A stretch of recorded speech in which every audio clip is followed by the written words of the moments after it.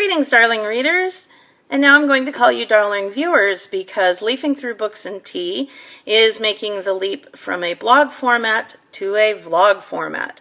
The reason for this mainly is that I have spent 6 weeks away from the website, and in doing so I've come to the conclusion that I really don't like to write at least as consistently as I like to talk.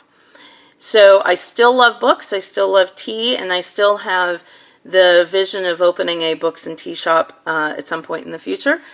But I want to talk about these books, talk about the tea, and give you a little more, some more substance than what I was able to do in the blog format. So this week, starting on October 1st, but this week has been Banned Books Week. And I wanted to talk about this because Banned Books Week is an important week in the literary calendar year, along with National Poetry Month and others of that type. But Banned Book Week celebrates all of those books that people told us we shouldn't read. All of the books that at one time were banned, were challenged, were thought to be subversive or revolutionary or dangerous. As a parent, I find that this notion is really sort of ridiculous, that a book can be dangerous. It's only dangerous to those who believe that you should not think. So there are lots of books on this list, and I'm going to include that link to the list down in the comment section. And I will tell you, I will challenge you. And I'm not going to force you at all, and you can have read them or not. It's up to you. But I will challenge you to read a book, pick a book on the list, and read it. Start to read it this week. Now I have two favorites on this list. The first one is Maya Angelou's I Know Why the Caged Bird Sings. And the second is Alice Walker's The Color Purple. Now,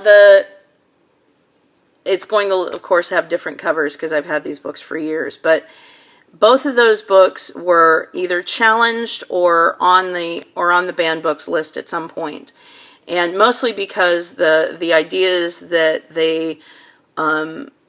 that both of those women wrote about the thought that, oh, you know, people, there's incest and there's talk of rape and racial segregation and unfair treatment of women, and these are dangerous thoughts that we shouldn't be thinking about, and everything should just be okay. Well, all of those things and more are explored in both of those books and in others. Beloved by Toni Morrison, you know, the racial segments of Tom Sawyer or Huckleberry Finn by Mark Twain, and there's so many other topics that get explored in all of these books. The Judy Blume books, Harry Potter. There's a number of them are young adult books, and the reason that they're on the young adult list is because someone somewhere said children should not be reading these books. Children at 16 should not be reading these books. Because why? Because they're going to get dangerous ideas? So what? Dangerous ideas are what change the world, and I'm all for them. So even as a parent, I'm all for them. I would rather that my son be reading about dangerous ideas and thinking for himself than going out and committing dangerous acts and acts of violence, or worse yet, living in the ignorance that comes from not thinking at all. Now, I want to encourage you, read a book on the banned book list this week. Next week we'll be talking about other books, and I will also be talking about tea.